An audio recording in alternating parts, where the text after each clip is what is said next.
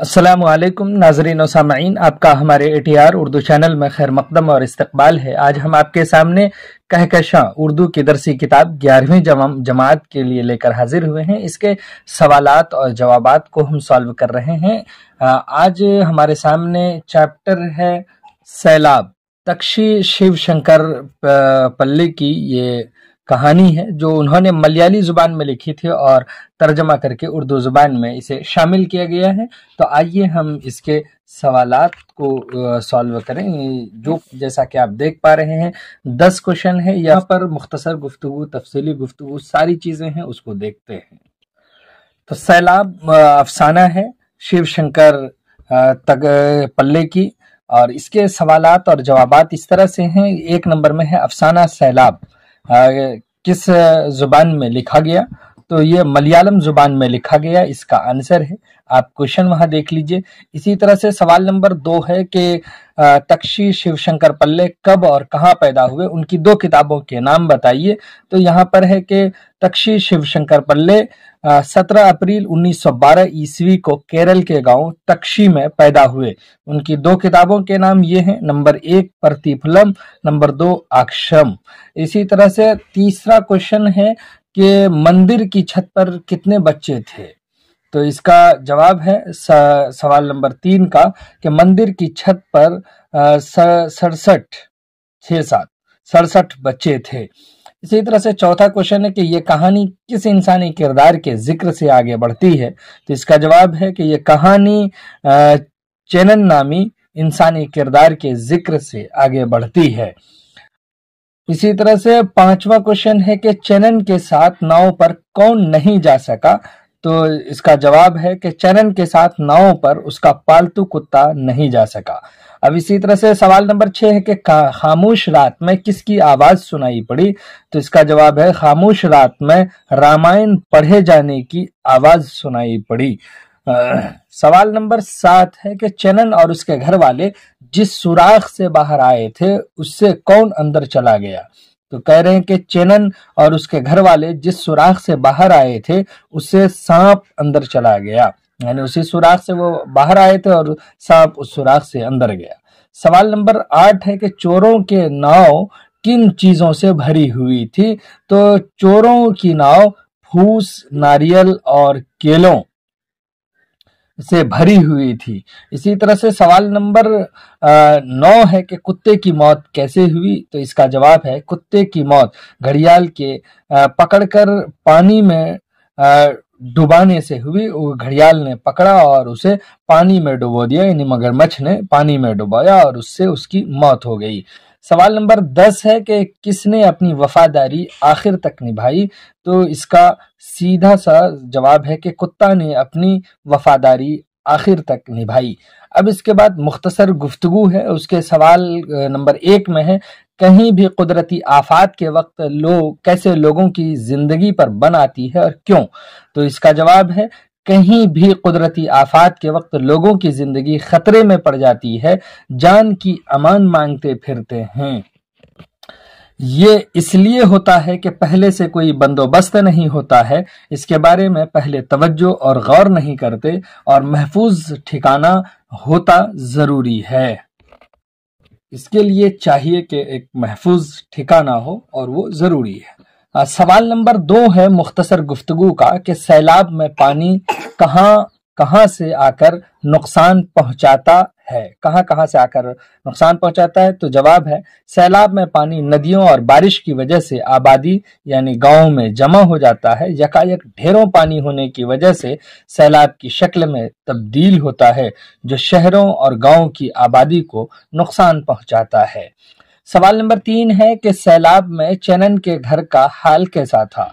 इसका जवाब है कि सैलाब में चेनन के घर का हाल दुरुस्त नहीं था, यानी ठीक नहीं था, क्योंकि पानी से घर भर गया था। उन्होंने घर में टहनियों और लट्ठों से ताक और मचिया बनाकर रहने लगा था और ये उसके घर की हालत थी। लेकिन 2 दिन बाद तक और ताक और मचिया पर भी घुटना भर पानी हो गया और घर और भी खस्ता हाल हो गया, जिसकी वजह से उसे घर छोड़ना पड़ा। और ये उसके घर की हालत थी उस वक्त जब सैलाब आया था। सवाल नंबर 4 है कि कुत्ते के किस फेल से आप मुतासिर हुए? तो इसका जवाब है कि कुत्ते का रामायण सुनकर खामोश होने ने पर्सनली मुझे बहुत मुतासिर किया, जो इस कहानी में पेश किए गए हैं। इसी तरह से सवाल नंबर 5 है इसमें कि कुत्ते का मालिक उसे क्यों नहीं पहचान सका? कुत्ते का मालिक उसे इस वजह से नहीं पहचान सका कि उसका एक कान कट गया था, खाल सड़ जाने से रंग का भी पता नहीं चल रहा था, गोया कि वो बिल्कुल खस्ता हाल हो गया था, उसकी चमड़ी उधड़ गई थी, बहुत सारी तब्दीली हो गई थी, जिसकी वजह से कुत्ते का मालिक उसे नहीं पहचान सका। सवाल नंबर 6 है कि इस अफसाने का उन्वान सैलाब मुनासिब है? इस अफसाने के लिए कोई नया उन्वान तलाश कीजिए। तो ये बिल्कुल सही बात है कि जो सैलाब उन्वान है इस अफसाने का, वो बिल्कुल सही है, कदर मुनासिब है। तो इस तरह से लिखेंगे आंसर। यूं तो इस अफसाने का उन्वान सैलाब भी कदर मुनासिब है, लेकिन उसका उन्वान वफादार कुत्ता या फिर बेसहारा वगैरह होता तो अच्छा था।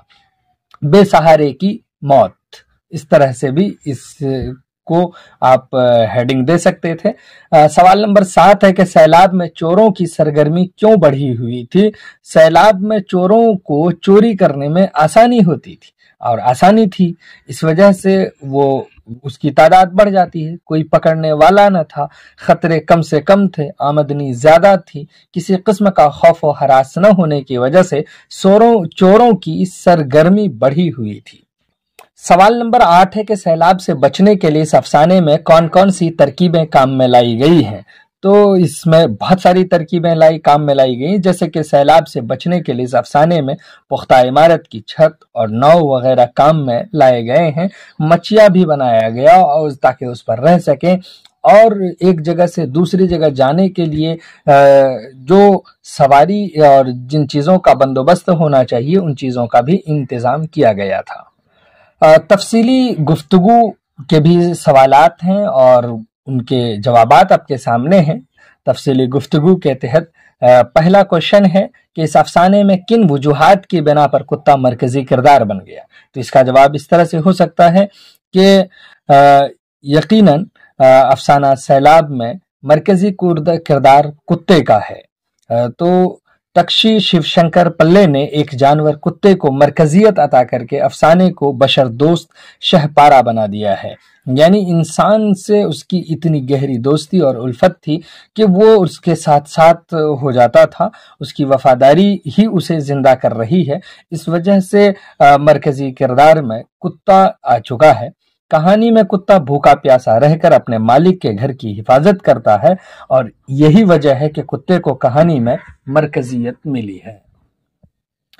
सवाल नंबर 2 है कि रात की खामोशी में सैलाब की सूरत हाल का मंजर लिखिए। उस वक्त जो कैफियत थी वो लिखना है, तो सैलाब की सूरत हाल का मंजर। तक्षी शिवशंकर पल्ले ने अफसाने में रात की खामोशी में सैलाब की सूरत हाल बिल्कुल अनोखे अंदाज में बयान की है। उससे कारी के जहन में जबरदस्त भयानक रात की तस्वीर बनती है। पानी का शोर रह रह कर दहशत पैदा करती है, हल्की सी आवाज से दिल दहल जाता है।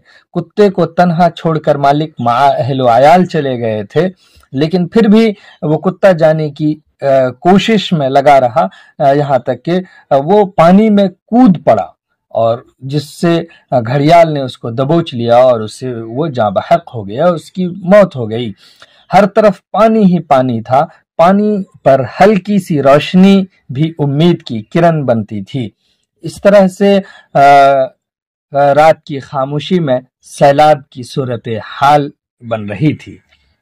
सवाल नंबर 3 है कि अफसाने में दर्ज झैल जानवरों का जिक्र हुआ है, यानी पूछा गया है कि किन किन जानवरों का जिक्र हुआ है वो लिखिए। तो किनका किनका? कुत्ता, बिल्ली, बकरी, मेंढक, घड़ियाल, सांप वगैरह का जिक्र हुआ है इस अफसाने में। तो ये बहुत इम्पोर्टेंट है। जैसा कि अभी हमने आपको बताया कि इस अफसाने में कुत्ता मरकजी किरदार बन गया है, तो यहाँ पर सवाल भी है कि मुसन्निफ ने कुत्ते को मरकजी किरदार क्यों बनाया?